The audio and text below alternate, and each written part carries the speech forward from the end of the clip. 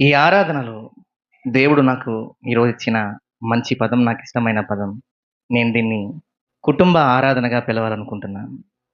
కుటుంబ ఆరాధన. కుటుంబమంతా కలిసి ఆదివారం మందిరంలో చేసే ఆరాధన.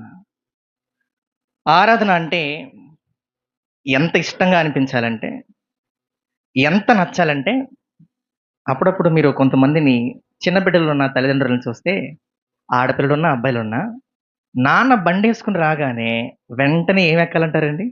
బండెక్కి. నన్ను ఎక్కించుకో. నన్ను ఖచ్చితంగా నువ్వు తీసుకొని వెళ్ళు, తీసుకొని వెళ్ళు, తీసుకొని వెళ్ళు. నన్ను బయటికి తీసుకెళ్ళు బయట. బండి చూడగానే తిరగాలనిపిస్తుంది. అలాగే చాలామంది కొంతమందికి ఒక చోటకి వెళ్తే అక్కడ ఉండాలనిపిస్తుంది. ఆరాధనకి వచ్చిన ఎవరికైనా సరే, మళ్ళీ వచ్చే ఆదివారం కూడా తిరిగి ఇక్కడికి వచ్చి దేవుని ఆరాధించాలి అని అనిపించాలి మనసుకి. ఆరాధన అంటే కేవలం ఆదివారానికి పరిమితం చేసేయకూడదు. ఆరాధన అంటే ఆదివారమే గుర్తుకు రావడం కాదు. ఆదివారం ఇక్కడ మనం చేస్తున్న ఆరాధన ప్రతిరోజు, అన్ని చోట్ల, అన్ని సమయాల్లో, అందరితో ఉన్నప్పుడు, ఒంటరిగా ఉన్నప్పుడు, ఎక్కడైనా సరే జరగాలి. అలా జరిగితే మనల్ని చూసినప్పటికీ నేను కూడా అలా ఉండాలి అని అనిపిస్తదండి. ఇప్పుడు ఏ బట్టల షాప్‌కెళ్ళినా, లేకపోతే క్యాప్స్ గానీ, గొడుగులు గానీ అమ్మే షాపులకి మనం వెళ్ళినా, మనకి మామూలుగా అవసరం ఉండకపోవచ్చు. కావాలని అనిపించకపోవచ్చు. అక్కడికెళ్ళినప్పుడు ఇప్పుడు కావాలని అనిపించకపోయినా, అవసరమని అనిపించకపోయినా ఇది నాకు కావాలి. అక్కడికెళ్ళే కనిపిస్తుంది. ఆరాధన చేసేటప్పుడు మనం చేసే ఆరాధన చూసి, ఇంట్లో తల్లిదండ్రులు చేసే ఆరాధన చూసి, అమ్మా ప్రార్థన నేను నీతో పాటు చేస్తాను. వాక్యమా నేనొస్తాను. నీతో పాటు చదువుతాను. మందిరానికా నేనొస్తాను. ఇలాంటి ఆశలు మనం తీసుకొని రావాలి. అందుకే మీకొకటి చూపిస్తానండి. కీర్తనల గ్రంథము 63వ అధ్యాయం. కీర్తనల గ్రంథము 63 కీర్తన పై మాట ఒకసారి జాగ్రత్తగా చదువుదామండి. దావీదు యూదా అరణ్యములో నుండగా రచించిన కీర్తన. దావీదు జీవితాన్ని చూస్తే ఆయన అరణ్యంలో ఉండొచ్చు, యుద్ధం చేసే స్థలంలో ఉండొచ్చు, అంతఃపురంలో ఉండొచ్చు, ఒక గదిలో ఉండొచ్చు, బయట ఒక వెర్రివాడి వలె ఉండొచ్చు. ఆయన ఏ స్థితిలో ఉన్నా ఆయన జీవితంలో కనిపించేది ఏంటంటే ఆరాధన. ఒక ఆయన ఉన్నారు. ఇప్పుడు నుండి జాగ్రత్తగా వినండి. ఆయన ఇంగ్లాండ్ దేశం నుండి పారిస్ దేశానికి ఒలింపిక్స్ ఆడడం కోసం బయలుదేరారు. బ్యాగు, ఆయన ఫుడ్ బాక్సు, ఫుడ్ ఐటెమ్స్, వస్తువులు, దుస్తులు అన్నీ కూడా సదురుకొని బయలుదేరారు. ఒలింపిక్స్ అంటే ప్రపంచంలో ప్రతి 4 సంవత్సరాలకి ఒక్కసారి వచ్చే అత్యంత పెద్ద గేమ్. ప్రపంచంలో ఉన్న దేశాలు ఒక దేశంతో ఇంకొక దేశం పోటీ పడుతుంది. ప్రపంచ దేశాలన్నీ కలిసి పోటీ పడతాయి. అంత పెద్ద ఆటలాడే ప్రదేశం. ఒక ఈవెంట్ అది. అలాంటి ఈవెంట్‌కి ఈయన బయలుదేరాడు. అందులో మొదటి స్థానం వచ్చిన వాళ్ళకి స్వర్ణం అని, రెండవ స్థానం వచ్చిన వాళ్ళకి రజతం అని, మూడవ స్థానం వచ్చిన వాళ్ళకి కాంస్యం అని ఇస్తారు. బంగారం, వెండి, కంచు తరహా లాంటిది ఇస్తారు. చాలా గొప్పది. అంత త్వరగా అందరికీ అవకాశం రాదు. ఈయన ప్రార్థన చేసుకుంటా చక్కగా ఏం చేశారంటే బయలుదేరారు పారిస్ దేశానికి. అయితే పారిస్ దేశానికి వెళ్ళే 2 రోజుల క్రితం ఫ్రెండ్స్‌తో ఇలా మాట్లాడుకుంటున్నారు.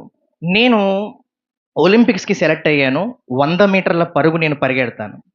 పరుగు పందాల్లో కొన్ని రకాలుంటాయండి. 100 మీటర్లు ఒకటి, 200 మీటర్లు ఒకటి, 400 మీటర్లు ఒకటి, 600 ఒకటి, 800 ఒకటి, 1000 ఒకటి, 2000 ఒకటి అని ఇలా ఉంటాయి. ఈయన 100 మీటర్లు తర్ఫీదు పొంది వెళ్ళే వ్యక్తి.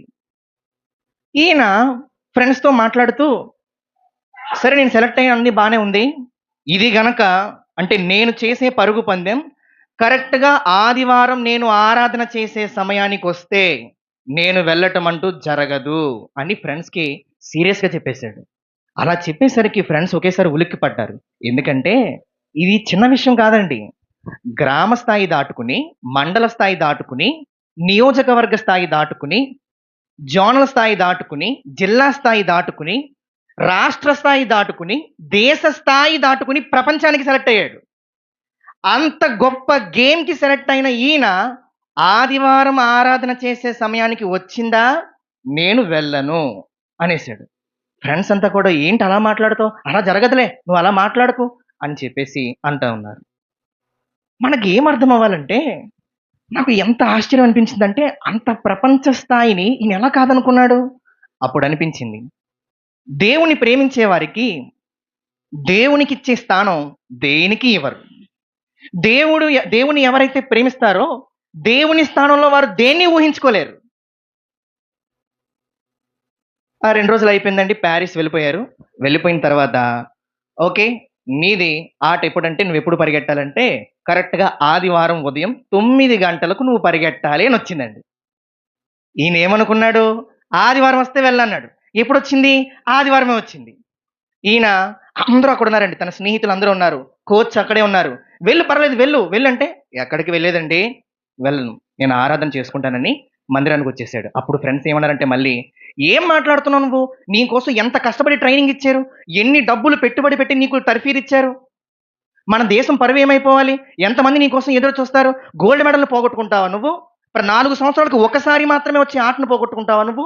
ఏంటి నువ్వు ఇలా మాట్లాడుతావు" అంటే ఏం పట్టించుకోలేదు. దేశమంతా నన్ను దేశద్రోహి అనుకోనివ్వండి. ఏమైనా అనుకోనివ్వండి. నేను మాత్రం వెళ్ళేది లేదు అని చెప్పేసి మందిరానికి వెళ్ళిపోయాడు. అందరూ తిట్టేసుకున్నారు. అలా, ఇలా, అలా, ఇలా అన్నీ అనేసుకున్నారు. ఈయన మాత్రం వెళ్ళలేదు. ఆరాధన అయిపోయిందండి. ఆరాధన అయిపోయి ఆదివారం కూడా అయిపోయి 2 రోజులు గడిచిపోయింది. అక్కడ ఒలింపిక్స్‌లో ఇంగ్లాండ్ దేశం తరపున వీళ్ళని ఆడించే మేనేజర్ గారు ఉంటారు కదా! ఒక గదిలోకొచ్చారు. గదిలోకి రాగానే ఈయన కనిపించారు. కనిపించినప్పుడు ఈయన అంటున్నారు, "కూర్చున్నావు, తింటున్నావు. 100 మీటర్లు పరిగెట్టమంటే పరిగెట్టలేదు. ఏంటి నువ్వు అసలు ఇలా ఉంటావు?" అనంటే, "సర్లే నేనేమి అనను గాని 400 మీటర్లు పరిగెట్టడానికి ఒక అవకాశం ఉంది. నువ్వు వెళ్తావా?" అనంటే, "వెళ్తానండి" అని చెప్పేసి బయలుదేరాడు. తీసుకున్నాను. తీసుకోగానే మొత్తం అన్నీ సిద్ధం చేసుకొని వెళ్ళాడు. అలా వెళ్తున్నప్పుడు ఎంత బావుంటదంటే, ఆ గ్రౌండ్‌లో ఒక పెద్దావిడ చిన్న కాగితం ముక్క తీసుకొని, ఆ కాగితం ముక్కలో ఒకటేదో రాసింది. అది రాసి అతని దగ్గరికెళ్ళి, "దేవుడు నీకు తోడుగా ఉంటాడు బాబు. నువ్వు వెళ్ళు" అని చెప్పేసి అన్నారు. అంటే, సరే ఏంటి ఈ పేపర్ ఇచ్చింది ఈవిడ పెద్దావిడ అని జేబులో పెట్టేసుకున్నారు. గేమ్ స్టార్ట్ అయింది. మొత్తం మీద రన్నింగ్ రేస్ స్టార్ట్ అయింది. స్టార్ట్ అయిన వెంటనే అందరూ కూడా పరిగెత్తడం మొదలుపెట్టారు. అనుకుంటున్నారు మొత్తం దేశం వాళ్ళందరూ. 100 మీటర్లకే తర్ఫీదు పొందాడు. 400 మీటర్లకి తర్ఫీదు పొందలేదు. ఏం గెలుస్తాడు? ఏం వస్తాడు అనుకున్నారు. అలా అనుకునే లోపే మొత్తం అందరిని ఆశ్చర్యపరిచేలా దేవుడు ఏం చేశాడంటే, ఈయనే ఫస్ట్ వచ్చే విధంగా చేశాడు. అలా ఫస్ట్ వచ్చిన విధంగా చేసిన తర్వాత ఆయన జాగ్రత్తగా వినాలి. ఆయన ఇప్పుడు ఫస్ట్ వచ్చిన వాళ్ళందరిని ఏం చేస్తారండి? గోల్డ్ మెడల్ ఇవ్వడానికి పిలుస్తారు కదా! పలానా వ్యక్తి అని పిలిచారు. పిలిచిన తర్వాత ఈయన మెల్లమెల్లగా స్టేజ్ దగ్గరికెళ్తున్నాడు. అప్పుడు గుర్తొచ్చింది ఆయనకి. నాకు పెద్దావిడ ఇందాక ఏదో ఇచ్చిందే, ఏమిచ్చింది అని చెప్పేసి జేబులో నుండి ఆ చీటీ తీసుకొని చదివితే అందులో ఒక మాట ఉంది. ఆ మాట ఏంటి? చూపిస్తాను మీకు. సమూయేలు మొదటి గ్రంథం, సమూయేలు మొదటి గ్రంథం 2వ అధ్యాయం 30వ వచనం చూడండి. సమూయేలు మొదటి గ్రంథము 2వ అధ్యాయము 30వ వచనం. నీ ఇంటి వారును, నీ పితరుని ఇంటిని వారును నా సన్నిధిని యాజకత్వము జరిగించుదరని యెహోవా ఆజ్ఞ ఇచ్చినను, ఇప్పుడు అది నా మనస్సునకు కేవలము ప్రతికూలమాయనని ఇశ్రాయేలుల దేవుడైన యెహోవా సెలవిచ్చుచున్నాడు. కావున యెహోవా వాక్కు ఏదనగా, నన్ను గణపరచు వారిని నేను గణపరచుదును. ఆయనకి చాలండి. ఇక్కడ ఆయనకి ఇచ్చిన మాట ఏంటంటే, ఇది హన్నా గారికి ఇచ్చిన వాగ్దానం. ఆవిడ రాసింది ఈ మాట. నన్ను గణపరచు వారిని నేను గణపరచుదును. నీకిక్కడ ఓ మాట చెప్పాలనిపిస్తుంది. ముందు చక్కగా మందిరంలోకి వెళ్లి దేవుని గణపరిచారు. ఇప్పుడు ఒలింపిక్ మైదానంలోకొచ్చి ఆయన ఏం చేశాడు? అందరి ముందు గణపరిచారు. దేవుడు తనని గౌరవించే వారిని గౌరవిస్తారు. తనను గణపరిచే వారిని గణపరుస్తాడు. ఆదివారం రోజున అలాంటి దాన్ని వదులుకోవడానికి సిద్ధపడ్డాడంటే మీరు ఆలోచించండి. మనకే ఉంటాయి అప్పుడప్పుడు చూడండి, నాకు కాలేజ్ అంటారు, మీకే ఏదో ఒక వర్క్ తగులుతుంది. అప్పుడు మనం ఎంత సందిగ్ధంలో పడతాం. పనా? ఆరాధన. పనా? ఆరాధన. ఈ చిన్న దాని దగ్గర కూడా మనం గెలవడానికి చాలా ఇబ్బంది అవుతదా అవ్వదండి? చాలా ఇబ్బంది అవుద్ది. కానీ ఈయన చూడండి, ఈయన విశ్వాసం ఏంటి? ఈయన నమ్మకం ఏంటి? అందుకని దేవుడు ఎలాంటి వాడంటే, తను ప్రేమించిన వారికి ఎప్పుడూ కూడా ఏదో ఒకటి మేలు చేయాలని చూస్తా ఉంటాడు. అందుకే ఈ మాట చూస్తుంటే నాకో పాట గుర్తొస్తుంది. అది ఈ మధ్య అందరికీ తెలిసిన పాట. స్థిరపరచువాడవు,